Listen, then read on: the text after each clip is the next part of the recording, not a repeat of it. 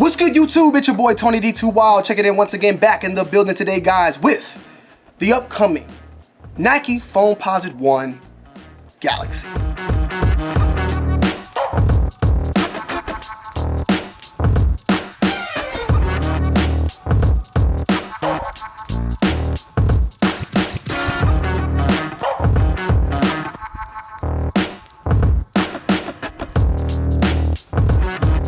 This, by far, is one of the most sought-after Foamposites ever released, the Nike Foamposite Galaxy. There's only one other that I would want, and that's the Paranomans. And hell, Nike, I know you guys usually work 6 months out. October, that's another 8 months. October, Paranomans, it's only right. I know now, though, that anything is possible. They brought back, though, the Foamposite Galaxy in its truest form, even with the flight tag featured like the original pair right here. The box is slightly different with the Galaxy in the Nike, which I like a lot. A nice touch. Air Foamposite 1 Quick Strike and Obsidian / Anthracite Black is what is stated here on the box. The actual paper on the inside has that Galaxy print featured on there, and man, they are fabulous. I'm pretty sure this shoe is going to completely sell out. You could say what you want and deny it as much as you want, but even from a standpoint of foams in general, the Royals sold very, very well. The OG colorway, the Eggplant sold very, very well. Of course, the Tekkens, the Jins, and the Kazuyas sold very well.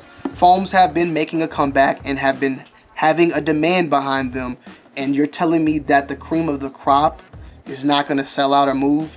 If it doesn't, hey, more power to you. Everybody should be able to get a pair that wants a pair.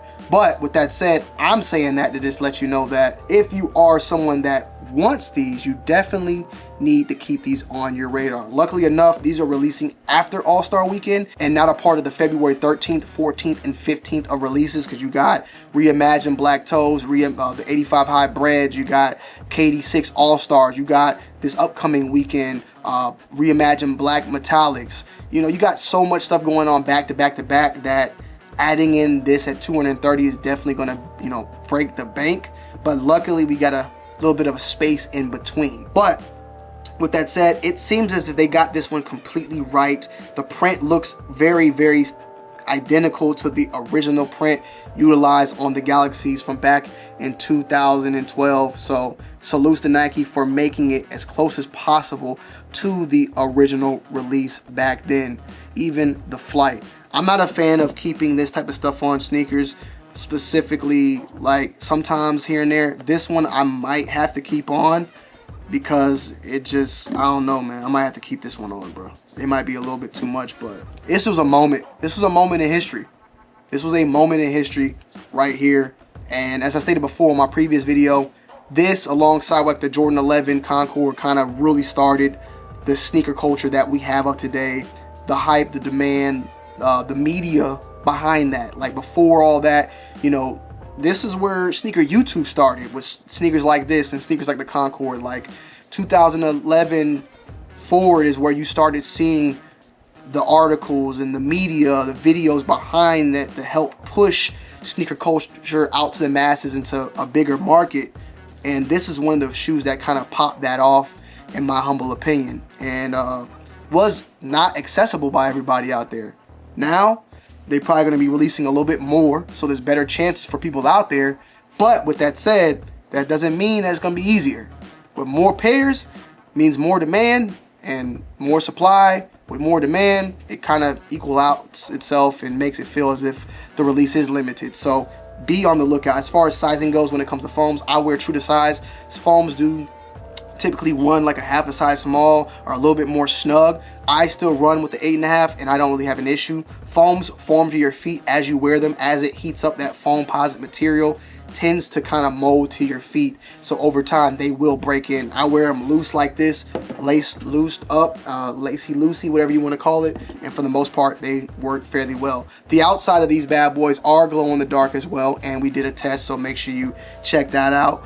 They do glow in the dark just like the original pair, and they fit extremely well. You got a carbon fiber on the mid shank, also on the bottom, and on the inside you have that carbon fiber that helps with that arch support, When it comes to basketball shoes, Foamposite still hold weight in the basketball game as far as comfort goes, as far as durability goes.